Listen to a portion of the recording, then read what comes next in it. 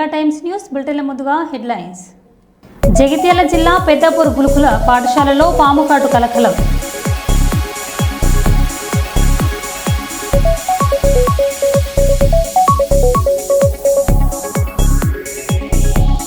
దేశవ్యాప్తంగా ఆర్టీసీ బస్సులో టికెట్ కోసం డిజిటల్ పేమెంట్ పద్ధతిని ప్రవేశపెడుతున్నాం. రవాణా శాఖ మంత్రి పొన్నం ప్రభాకర్.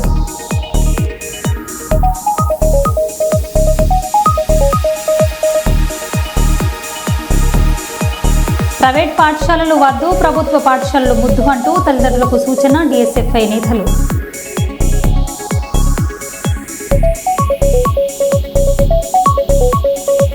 పాష మైలారం సిగాచి పరిశ్రమ ముందు ఆందోళనకు దిగిన కార్మికుల కుటుంబ సభ్యులు.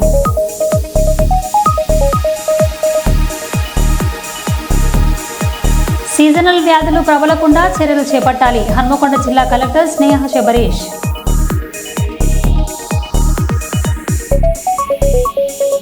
ఇక వివరాల్లోకి వెళ్తే, జూలై 1న పెన్షన్లు పెంచే సందర్భంగా రాష్ట్ర ముఖ్యమంత్రి డప్పు కొట్టి అలరించినట్లుగా పేపర్లో చూశామని, ముఖ్యమంత్రి డప్పు కొడితే మా కడుపు నిండదు కానీ డప్పు పెన్షన్లకు 7,000 పెంచి డప్పు కళాకారులను గౌరవించమని ఆంధ్రప్రదేశ్ డప్పు కళాకారుల సంఘం రాష్ట్ర అధ్యక్షులు MD ఆనంద్ బాబు కోరారు.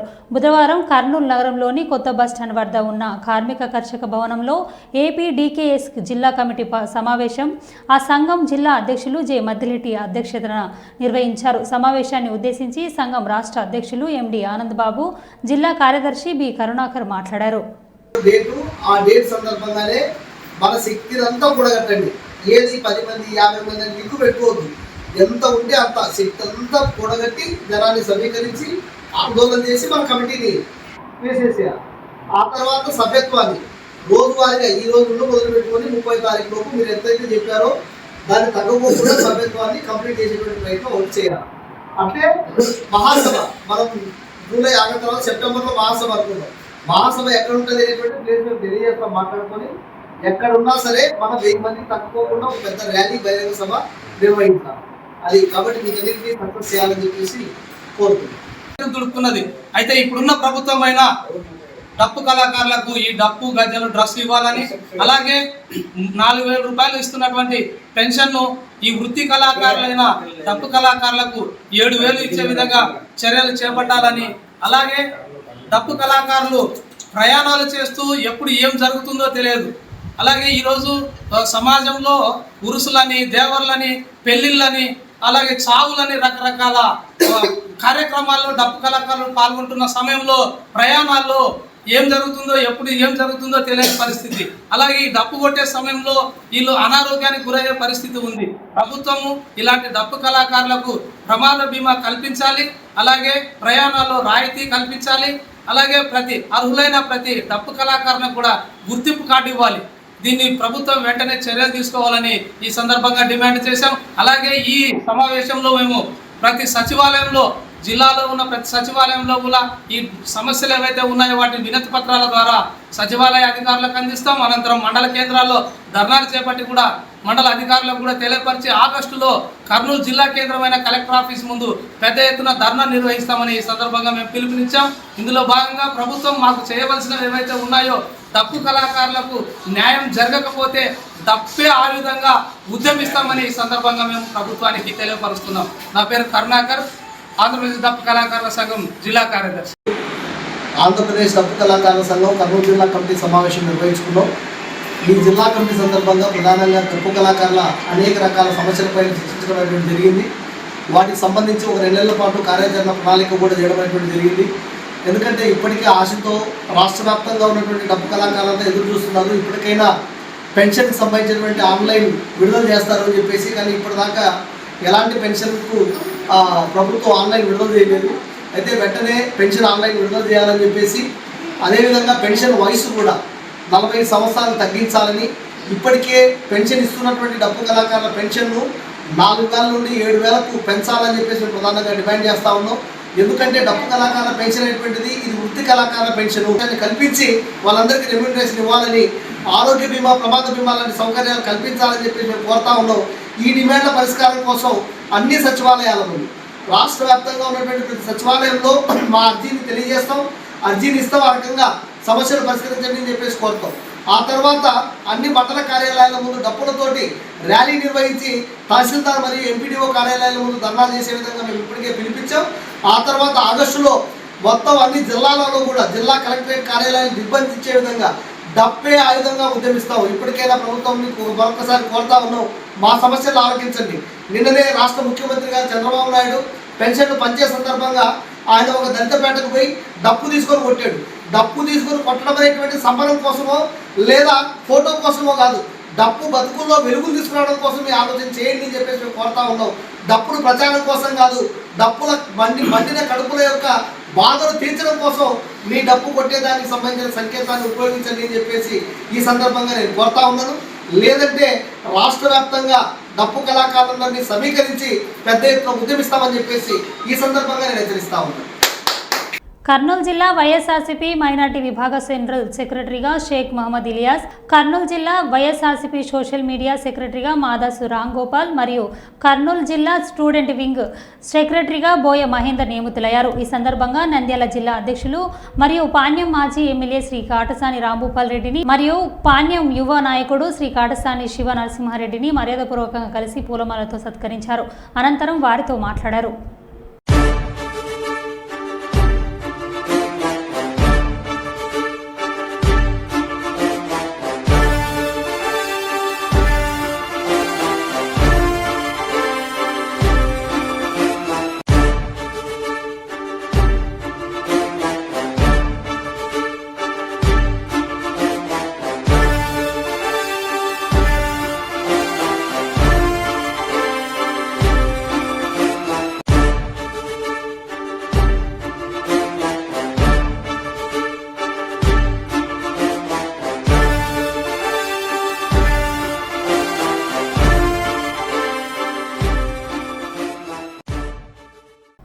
నిరుపేదలకు నీడ కల్పించేందుకు కాంగ్రెస్ పార్టీ డబుల్ బెడ్రూమ్ ఇళ్లను నిర్మించి ఇస్తుందని రామగుండం ఎమ్మెల్యే రాజ్ ఠాకూర్ పేర్కొన్నారు. పెద్దపల్లి జిల్లా రామగుండం నగరపాలక సంస్థ పరిధిలోని జంగాలపల్లిలో డబుల్ బెడ్రూమ్ ఇళ్లను భూగర్భ నీటి మంచినీటి సరఫరా అభివృద్ధి పనులను ఆయన ప్రారంభోత్సవం చేశారు. బీఆర్ఎస్ ప్రభుత్వం పేదల ఆశలతో ఆడుకుందని, డబుల్ బెడ్రూమ్ ఇళ్లు ఇస్తామని చెప్పి ఓట్లు దక్కించుకుందని ఆయన విమర్శించారు. కేసీఆర్ ప్రభుత్వం అసంపూర్తిగా వదిలేసిన డబుల్ బెడ్రూమ్ ఇళ్లను సకల సౌకర్యాలతో పూర్తి చేసి ఇవ్వనున్నట్లు ఆయన చెప్పారు. డబుల్ బెడ్రూమ్ ఇళ్ల నిర్మాణానికి రేవంత్ సర్కారు ప్రతిష్టాత్మకంగా చేపట్టి పూర్తి చేసిందని రామగుండం నగరపాలక సంస్థ కమిషనర్ అరుణశ్రీ తెలిపారు. పూర్తి చేసిన ఇండ్లను ఎమ్మెల్యే సహకారంతో రోడ్లు, డ్రైనేజీ, మంచినీటి సరఫరా తదితర మౌలిక సౌకర్యాలను కల్పించి త్వరితగతిన లబ్ధిదారులకు అందజేస్తామని అన్నారు. శ్రీమన్ మహాగణాధిపతయే నమః. ముహూర్తకాలే నవానాం గ్రహాణామత్యంత ఆనుకూల్య.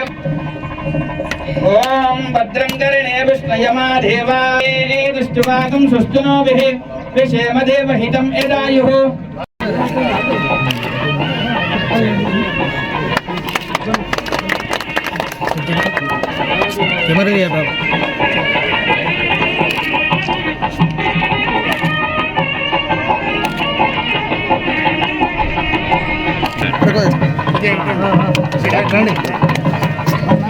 ఎందుకు చెప్తున్నాడు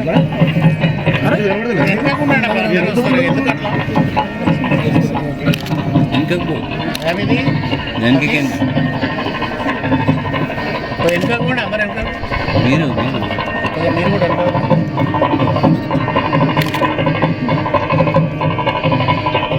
ఎంత రానా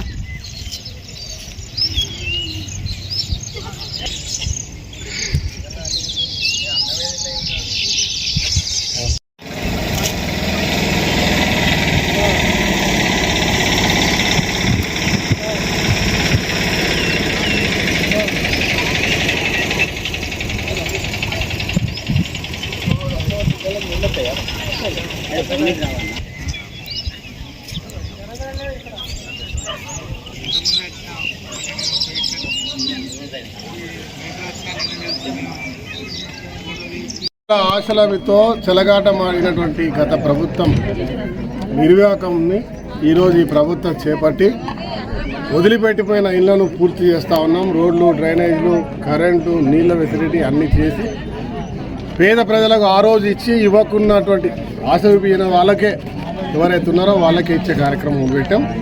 ఇది ప్రభుత్వ చిత్తశుద్ధి, రేవంత్ రెడ్డి గారి యొక్క ఆశయం. ఈ ప్రభుత్వం పేద ప్రజలకు మంచి చేయాలని ఒక సంకల్పాన్ని వారి యొక్క కళను నిజం చేస్తా ఉన్నాం.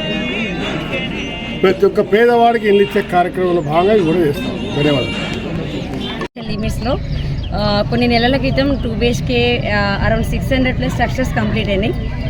వేరియస్ బ్లాక్స్లో R&B డిపార్ట్మెంట్ టేకప్ చేశారు. బట్ దానికి ఏమైందంటే మనకి చాలా వరకు బెనిఫిషరీ సెలక్షన్ కూడా రెవెన్యూ డిపార్ట్మెంట్ చేసిన తర్వాత వాళ్ళకి అకామిడేట్ చేయడానికి బేసిక్ ఇన్ఫ్రాస్ట్రక్చర్ ఏదైతే ఉందో అని మనకు కావాల్సిన మినిమం డ్రింకింగ్ వాటర్ సప్లై, అదేవిధంగా సీవేజ్ వర్క్స్ లైక్ యూజీడీ కానీ drainage system and electricity, road work, ఈ వర్క్స్ అన్నీ లేకపోవడం వల్ల అక్కడ బెనిఫిషరీస్ని మనం అకామిడేట్ చేయడానికి స్కోప్ లేదు. దానివల్ల మనము గవర్నమెంట్కి త్రూ ఎమ్మెల్యే గారు నుంచి కూడా మాకు రిక్వెస్ట్ వచ్చింది. సో కలెక్టర్ గారికి మేము ప్రాసెస్ చేసి 10 crores మనకి శాంక్షన్ చేయడం జరిగింది గవర్నమెంట్ నుంచి. సో దాంట్లో వేరియస్ డిపార్ట్మెంట్ ఎగ్జిక్యూటివ్ ఏజెన్సీని కలెక్టర్ గారు ఆర్డర్స్ ఇచ్చారు. Drinking water supply municipal department, అదేవిధంగా electricity NPDC and sewage works UGD works వచ్చేసి R&B డిపార్ట్మెంట్ టేకప్ చేయాలని డైరెక్షన్స్ ఇవ్వడం జరిగింది. సో మనం వీళ్ళంత త్వరగా ఇది కంప్లీట్ చేసి బెనిఫిషరీ ఎవరైతే మనం సెలెక్ట్ చేస్తారో రెవెన్యూ డిపార్ట్మెంట్స్ నుంచి తొందరగా మనం అకామిడేట్ చేయడానికి మేము కూడా ప్రయత్నం చేస్తాం. మీ కాళ్ళు మొక్కుతాం, మా వాళ్ళ శవాలైనా ఇవ్వండి సారు. పాషమైలారం సిగాచి పరిశ్రమ వద్ద తమ వాళ్ళ ఆచూకీ చెప్పాలని కింద పడి గుండెల విసేలా రోధిస్తున్న బాధిత కుటుంబ సభ్యులు.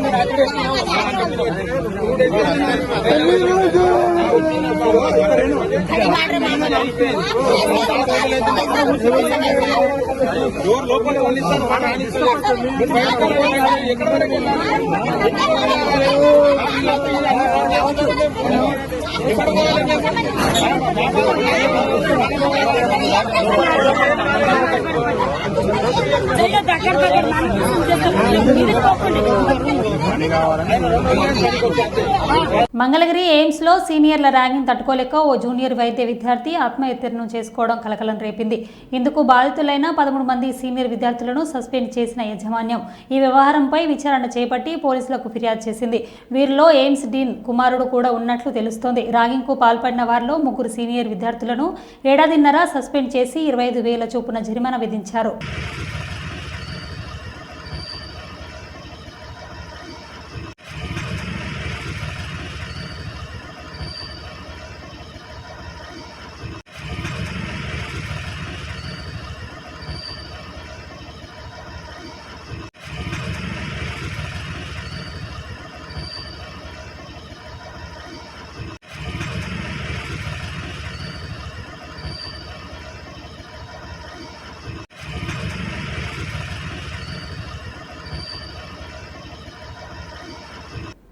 ఎన్టీఆర్ జిల్లా నందిగామ రైతుల కన్నీటి గాథ. కంచికచెర్ల మండలం పరిటాల గ్రామం కల్లవారిల క్రషర్ల వద్ద రైతులు నిరంతర నిరసన. పట్టించుకొని నీటిపారుదల అధికారులు. రైతులు తమ పండించిన పంటలను క్వారీల వచ్చే దుమ్ము వలన పంటలు పండక దిగుబడులు తగ్గుతున్నాయని, క్లస్టర్ల నుంచి వచ్చే ధూళి దుమ్ముతో పంటలు పండక లక్షల రూపాయలు నష్టపోతున్నామని నిరసన వ్యక్తం చేస్తున్న పరిటాల రైతులు. క్వారీల యజమానులు నియామక నిబంధనలను పాటించకుండా ఇష్టరాజ్యంగా వ్యవహరిస్తున్నారని ధ్వజమెత్తిన రైతులు.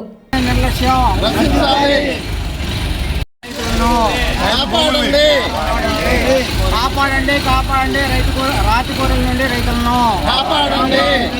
రాతికూరల యాజమాన్య నిర్లక్ష్యం నశించాలి.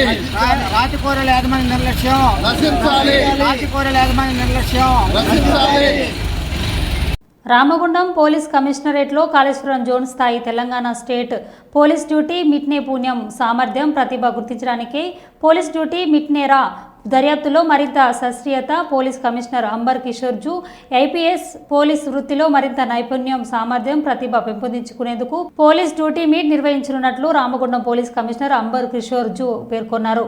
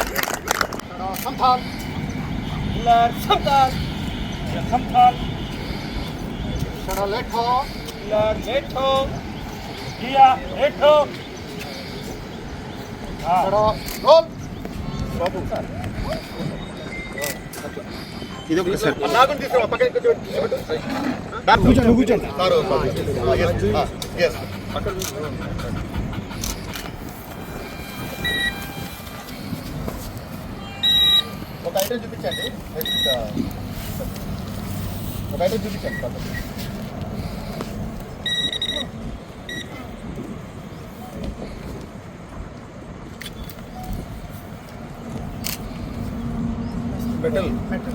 మెటల్ ఉంది కాబట్టి మనం ఇక్కడ తీసేయండి.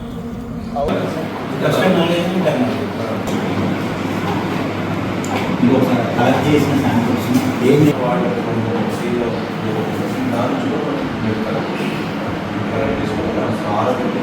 తీస్తే సేవా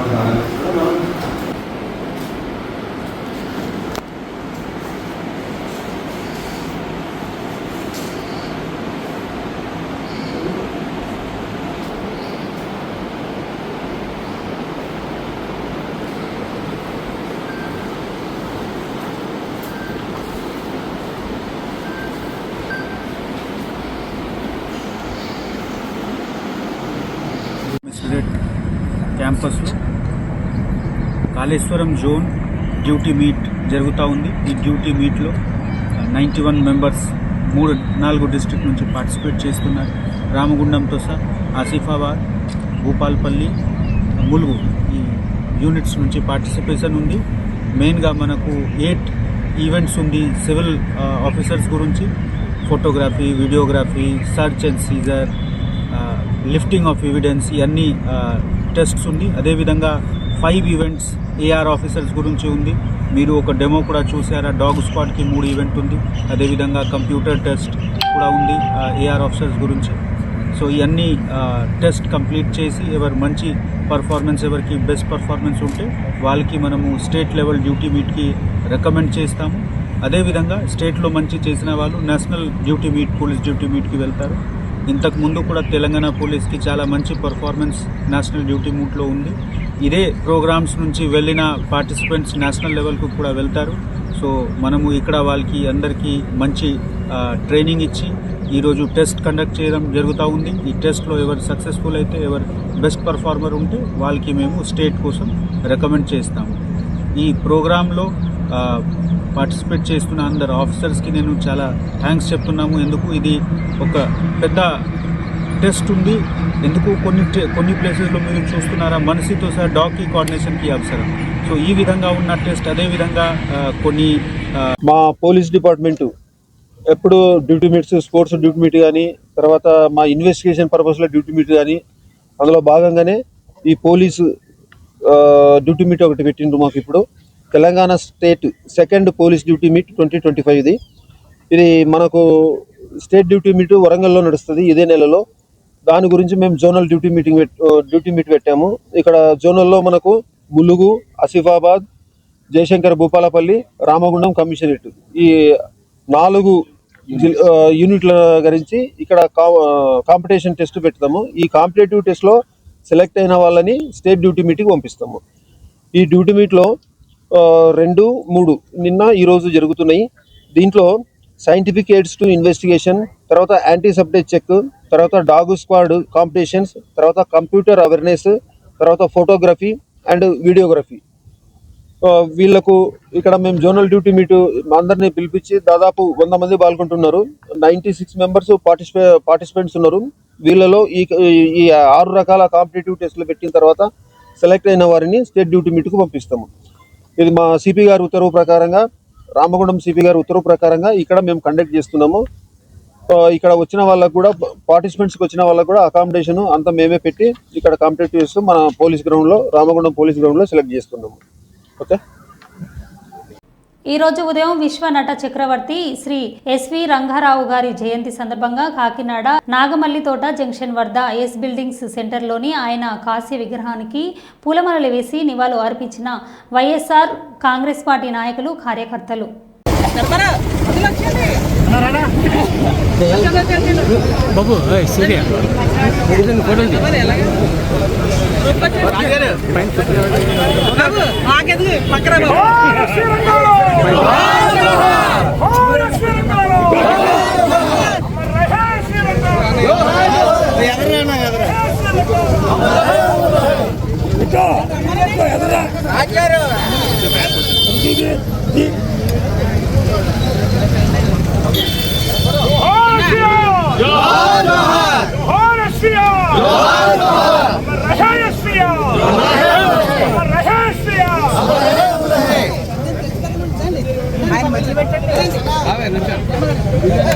తాడేపల్లి వైఎస్ఆర్సీపీ కేంద్ర కార్యాలయంలో వైఎస్ఆర్సీపీ అధ్యక్షుడు, మాజీ ముఖ్యమంత్రి వైఎస్ జగన్ను కలిసిన చీలి సింగయ్య భార్య లుర్దు మేరీ, కుమారులు, కుటుంబ సభ్యులు. ఇటీవల వైఎస్ జగన్ పల్నాడు జిల్లా రేటపల్ల పర్యటనల సందర్భంగా జరిగిన ప్రమాదంలో ప్రాణాలు కోల్పోయిన చీలి సింగయ్య కుటుంబానికి అండగా నిలిచిన వైఎస్ఆర్ కాంగ్రెస్ పార్టీ ఇప్పటికే 10 లక్షల ఆర్థిక సాయం అందజేత సింగయ్య కుటుంబానికి వైఎస్ఆర్ కాంగ్రెస్ పార్టీ అండగా ఉంటుందని శ్రీ వైఎస్ జగన్ భరోసా. ఈ సందర్భంగా వైఎస్ జగన్ ని కలిసిన వైఎస్ఆర్సీపీ ప్రధాన కార్యదర్శి, ఎమ్మెల్సీ లేళ్ల అప్పిరెడ్డి, పత్తిపాడు నియోజకవర్గం సమన్వయకర్త బాలసాని కిరణ్ కుమార్.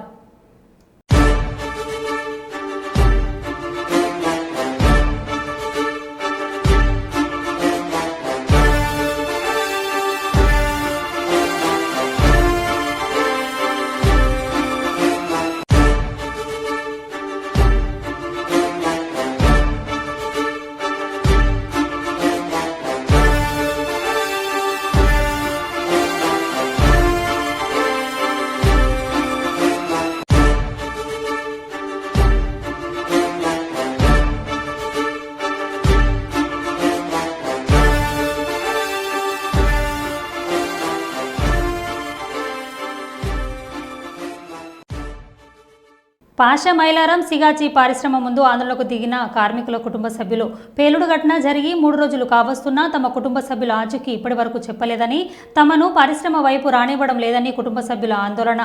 అధికారులు పొంతలలేని సమాధానాలు చెబుతున్నారని, తమ వారి కోసం 3 రోజులుగా కంపెనీ ఎదుట ఎదురు చూస్తున్నామని బాధిత కుటుంబాల ఆవేదన.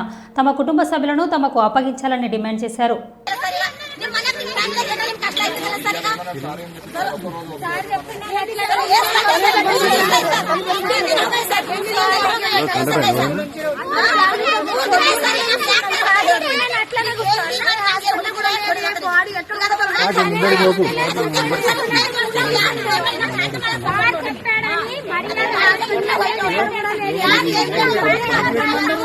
ఫ్యామిలీ ఉన్నాము, కంపెనీ దగ్గర కూర్చున్నాము, మనకి ఎవరు తెలియజేస్తున్నారు లోపల రాణిస్తలేరు. లోపల పని చేస్తారు.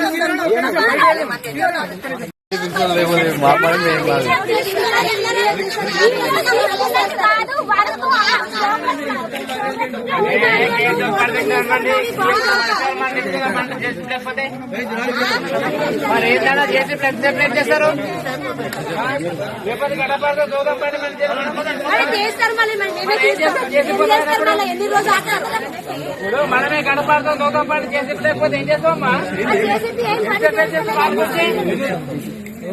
అది 24 గంటలు అయిపోయింది.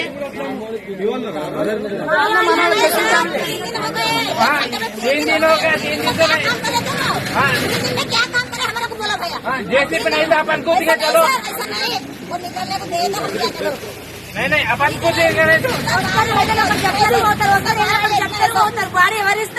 ఎక్కడ కూడా లేదు, హాస్పిటల్ కూడా లేదు, ఇక్కడ కూడా లేదు. ఏం చేయాలి? పిల్లలు తీసుకొని వస్తున్నాం, ఇంత వానలు ఎంత ఎండలు పిల్లలు తీసుకొని వస్తున్నాం. ఎన్ని రోజు ఆగలేదు.